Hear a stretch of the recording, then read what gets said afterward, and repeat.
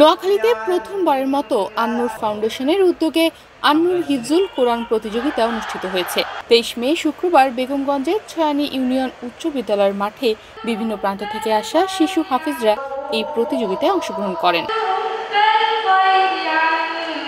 এ সময় বিভিন্ন বয়সের হাফিজগণ সুন্দর ও বিশুদ্ধ উচ্চারণে পবিত্র কোরআনের বিভিন্ন অংশ থেকে তেলাওয়াত করেন।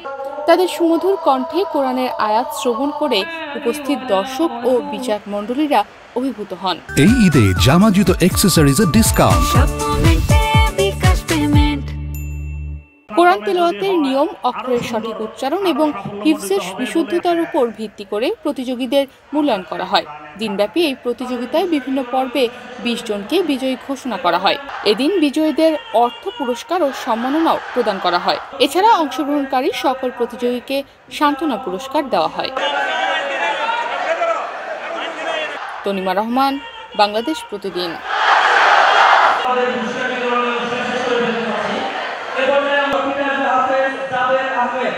পিতা মোহাম্মদ